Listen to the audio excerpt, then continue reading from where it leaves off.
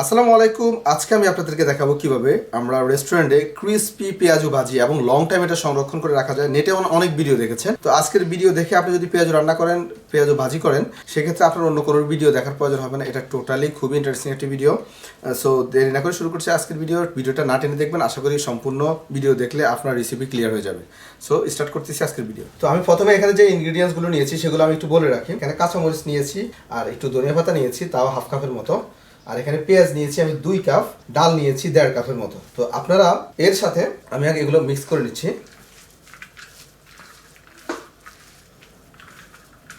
তবে পেঁয়াজগুলো একটু মোটা মোটা করে কাটবেন, তাহলে কি হবে আপনার পেঁয়াজগুলো দাঁতের নিচে পড়লে ভালো ভালো থাকবে এবং জুসি লাগবে।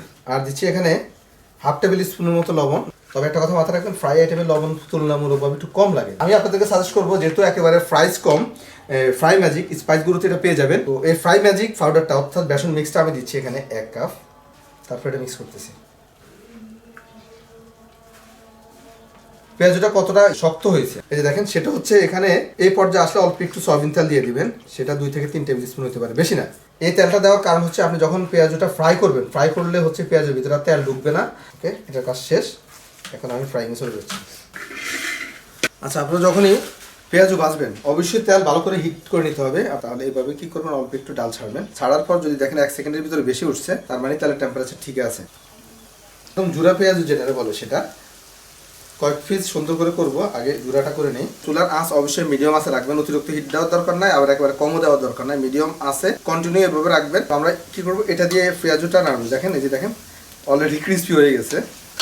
তবে চুলার আঁচটা মিডিয়াম রাখবেন, অতিরিক্ত আঁচ দিবেন না, তাহলে উপরে পুড়ে যাবে, ভিতরে কাঁচা থেকে যাবে। পেঁয়াজের ডাল একটু সময় লাগে ফ্রাই হতে। ডালটা 3 থেকে 4 মিনিট ভাজার পর এই রেজাল্টটা আসছে। আমি এখন এগুলো তুলে নিচ্ছি। একটা টিস্যু নিয়ে নিচ্ছি যাতে তেলটা নিচে যায়। আর দেখেন কালারটা কতটা চমৎকার হয়েছে। বড় পেঁয়াজ ছাড়ার নিয়ম হচ্ছে যে দেখেন, এবার চাপ দিবেন, চাপ দিয়ে এবার দেখেন যতটা পাতলা করে ছাড়বেন ততটা আপনার পেঁয়াজ বেশিক্ষণ ক্রিস্পি থাকবে। যখন 1.5 থেকে 2 মিনিট ভাজা হয়ে যাবে, তারপর একটু নাড়া দিবেন। এর আগে নাড়া দেওয়া যাবে না, ভেঙে যাবে। এই যে দেখেন ভাজা হয়ে গেছে, এখন আমি তুলে নিচ্ছি।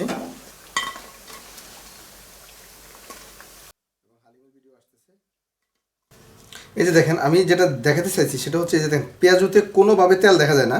এটার কারণটি হচ্ছে আমরা যখন মিক্স করেছি একটু তেল দিয়েছি, যার কারণে পেঁয়াজের ভিতরে তেল ঢুকে নাই।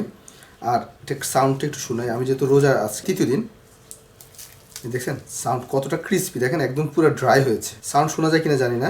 আপনার এইভাবে যখনই পেঁয়াজু ভাজবেন, আমি আজকে যে টেকনিকগুলো বলেছি সেগুলো অবশ্যই মাথায় রাখার চেষ্টা করবেন। আর যাদের বাসায় বেসন মিক্স নাই, তারা এর আগের ভিডিওতে আমি বেসন মিক্সের ভিডিও দিয়েছি, ওখান থেকে রেসিপিটা দেখে তারপর তৈরি করে নেবেন। আর তার নাহলে স্পাইসগুলো তো আছে। তো আজকের ভিডিও পর্যন্ত, যেহেতু রোজ আসি টেস্ট করার সুযোগ নাই। দেখা হবে পরবর্তী ভিডিওতে ইনশাআল্লাহ। আল্লাহ হাফিজ।